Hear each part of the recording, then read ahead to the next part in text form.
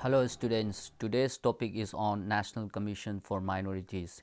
In these lectures, I shall briefly highlight on the powers, roles and functions of the National Commission for Minority.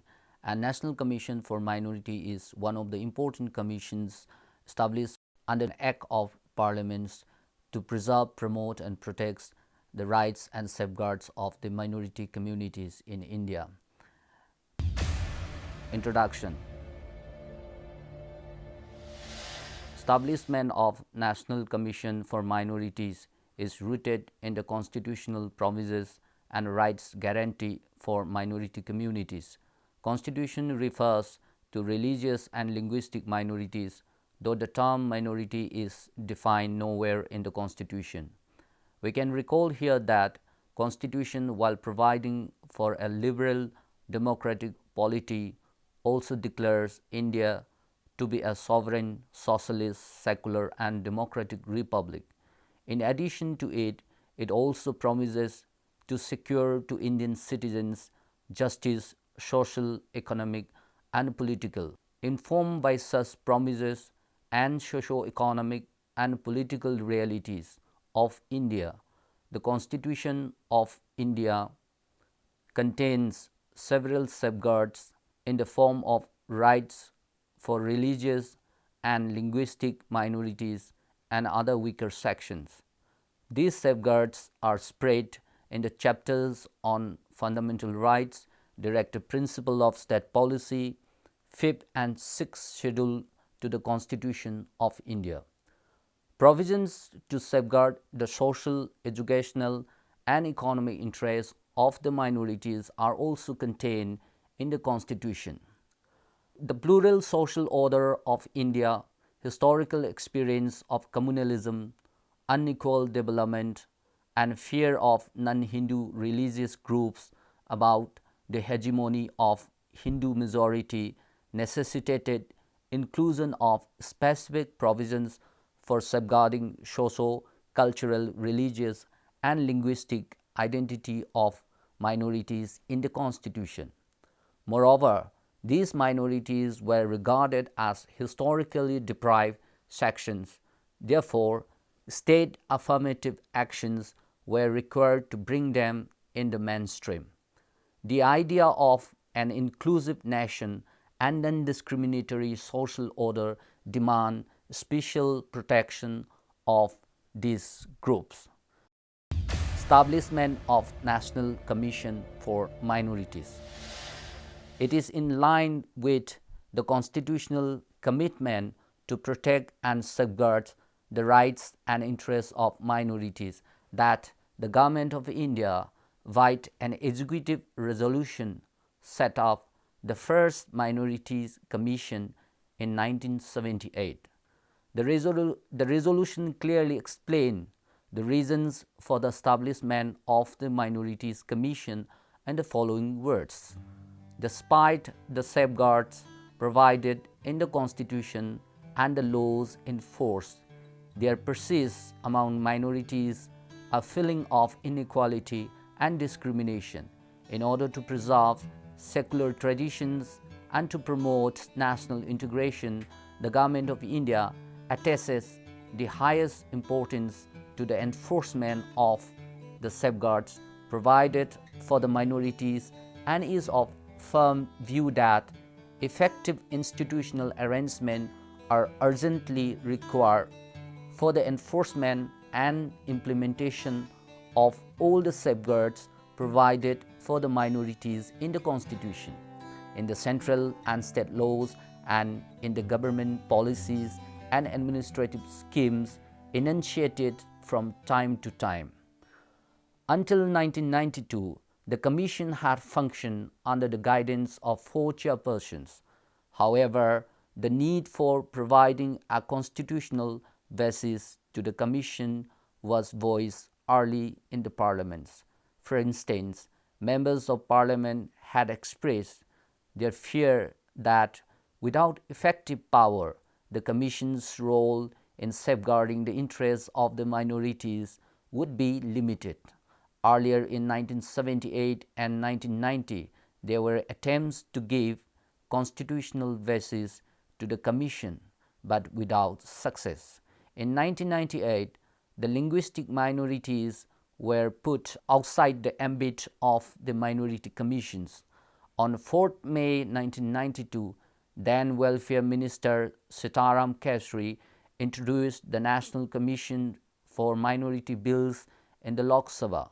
The defender of the bill, mostly belonging to Congress and non-BJP parties, offered broadly two reasons for conferring the Minorities Commission with a statutory status. They defended the bill on the ground of efficacy and principles of secularism. The bill was finally passed in May 1992 and came into effect in 1993.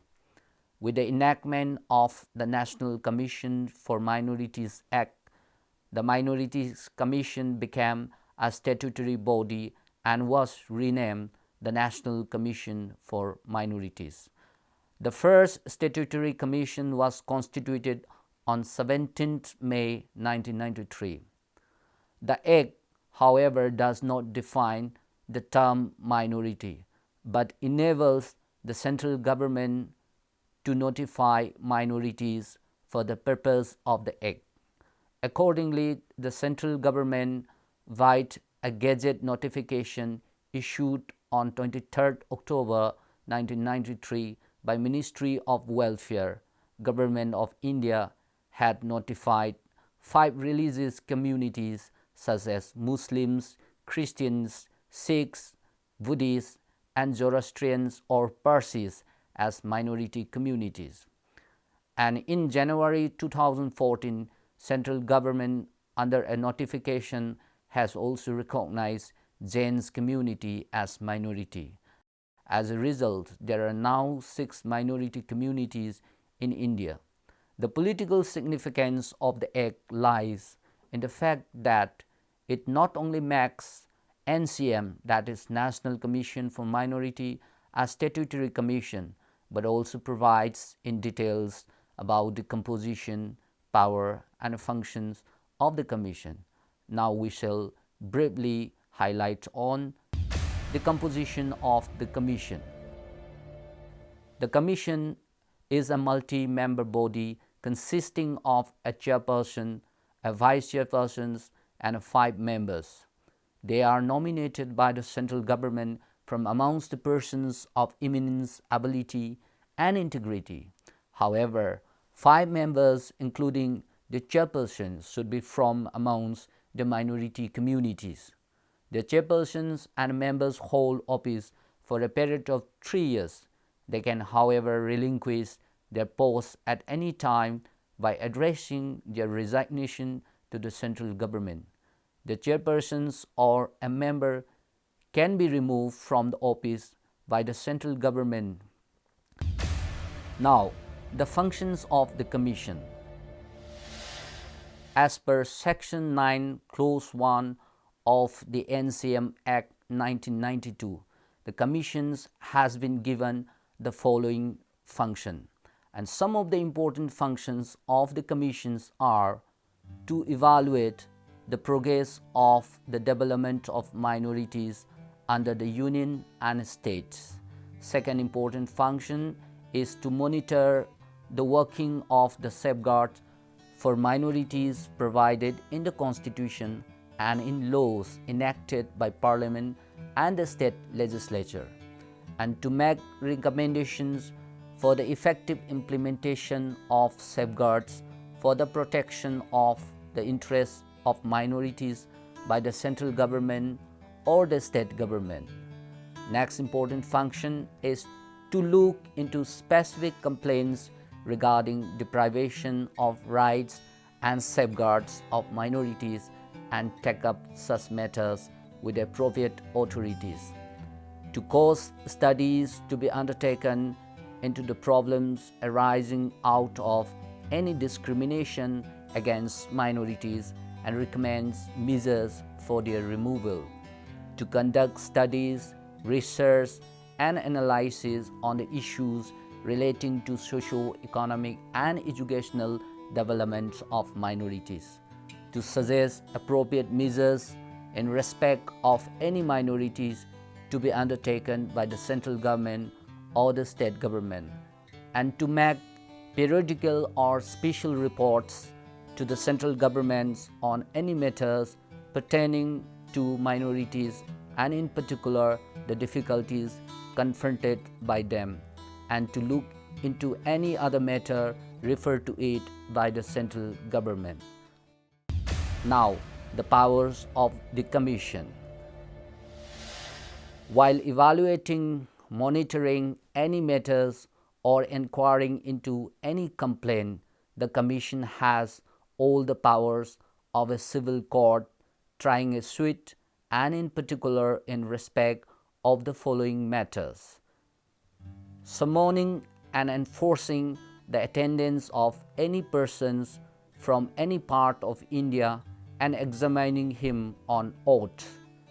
Secondly, requiring the discovery and production of any documents and receiving evidence on affidavits, requisitioning any public record from any court or office, and issuing summons for the examination of witness and documents, and any other matters which may be prescribed by the central government. Report of the Commission. The Commission presents an annual report to the central government. It can also submit reports as and when it thinks necessary. The central government places all such reports before its House of Parliament along with a memorandum explaining the action taken on the recommendations made by the Commission. It should also contain the reason for the non-acceptance of any such recommendations. Role of the Commission. Since its inception in 1992, the NCM has been acting as storehouse of grievances and nodal monitoring agency for the promotion of minorities safeguards in India. Most of the complaints being received by NCM are related to police atrocities, service matters, minority educational institutions, and encroachments to religious properties. NCM in this regard has emerged as a nodal agency to protect and promote interests and rights of the minorities in India. NCM has been able to redress grievances of minorities in many cases. The detailed list of hearing and major decisions taken by NCM in such cases is provided in NCM's website. The National Commission for Minority has been working on the sensitization of police towards minorities and their rights through various seminars and workshops. NCM's annual reports and its recommendations are serving as important inputs to government's policies concerning minority communities both at the union and state levels. It is crucial to mention that activities, mandate, and function of the NCM has been increased many folds and is likely to increase in near futures as union government takes up several welfare measures for minority communities. Since NCM is the nodal monitoring agency for the promotion and protection of safeguards provided for minorities in the Constitution of India, along with giving statutory status to the minority commissions, union government has been initiating several measures to ensure rights of minority groups.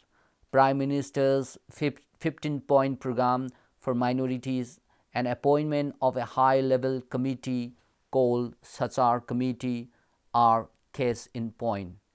In addition, a separate ministry called Ministry of Minority Affairs has been created in 2006. Today, important departments or Ministry of the Union Government such as Ministry of Social Welfare, Ministry of Minority Affairs, Ministry of Human Resource Development, etc. have been taking up measures to improve and promote educational, economic and social conditions of minorities in India. For instance, MHRD has initiated certain important steps to uplift the educational status of minorities, particularly that of Muslims. Among the significant measures mention may be met of constitution of a National Monitoring Committee on Minorities Education under the chairmanship of Honorable Minister of Human Resource Development, and a standing committee to address issues relating to educational empowerment of minorities. Various reports related to minority communities indicate the existence of multiple forms of discrimination against minority communities. In this aspect, findings of the Justice Rajendra Sachar Committee report and socio-economic status of minorities is apt to mention. A Prime Minister's high-level committee was constituted by the Government of India in March 2005 under the chairmanship of Justice Rajendra Sachar to prepare a report on the social, economic and educational status of the Muslim community of India. The committee submitted its report in November 2006. The committee found that while there is considerable variation in the conditions of Muslims across states, the community exhibits deficits and deprivation in practically all dimensions of development. In fact, by and large, Muslims ranked somewhat above SC, ST, but below Hindu OBCs, other minorities and Hindu general, mostly upper caste, in all indicators considered by the committee. Besides development deficit, there is widespread perception among Muslims that they are discriminated against and excluded. To conclude the lecture, we can say that if India is to ever become a strong and powerful nation within the Community of Nations, it is possible only when there is unity, cooperation and fraternal feelings among the citizens of India. Therefore, protection, promotion and respect of rights of weaker section of the society in general and minority communities in particular are essential conditions for bringing national integration and development. Unless democratic and secular values are able to percolate down to society at large, minority communities are likely to face discrimination of various kinds. In this context, the role and function of the National Commission for Minorities becomes very important. There is need to provide adequate power and functions to National Commission for Minority to make it an effective agency for the protection of minorities' rights and safeguards.